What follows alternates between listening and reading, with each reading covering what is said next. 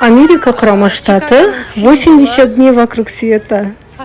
Менің жаңа жылым, жылдың басы 2025 жыл қалай басталды, керемет, ғажайып басталған.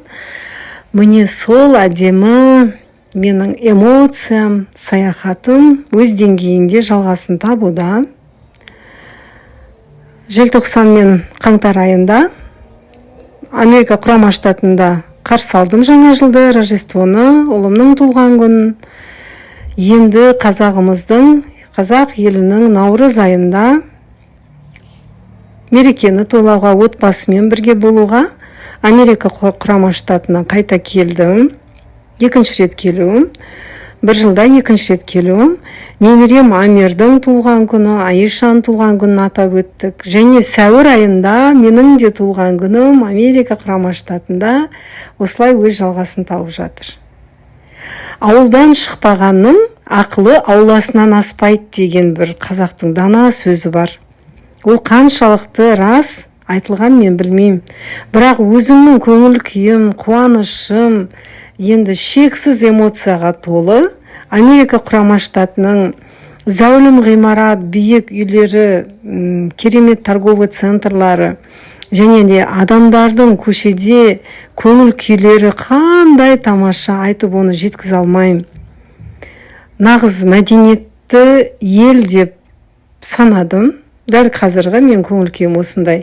Өйткені қарама-қарсы келе жатқан адам сізді танысын, танымасын, hello деп, excuse me деп сәлемдерін білдіріп, саған жол беріп, кешірім сұрап жатады. Ол 2 метр жерден саған уже келе жатқан адамға жол беріп, солай өздері байланысқа түседі. Көңіл күйлерін, сезімдерін, құрметін саған көрсетіп жатады. Ал бұл менің Амирім. Біздің әзірге жалғыз ұл бала. 5 немере қыздан ортасында осы жалғыз ұл бала. Менің принцім, менің королім, менің наследнигім деймін. Амир Америкаға келгенде небәрі жасынан асқан. Кішкене ғана бөпе болатын. Ал енді Амирім қазір қаншаға келді деп ойлайсыздар. 9 жасын тойладық Америкада. Аишаның 6 жасын тойладық Америкада. Осылай отбасымызбен әдемі серуеніміз өз жалғасын тауып жатыр. Отбасын кішкене жүріп, жүгіріп, күннің суығына сыртқа ауа райға қалып қойдық. Макдональдсқа кіріп, жылынып, тамағымызды ішіп, серуендеп, әрі қарай қыдыруымызға күш жинап жатырмыз. Маған күш беретін, қанат беретін, маған эмоция беретін ол менің отбасым. Өмірімнің жалғасы, саналы ұрпағым.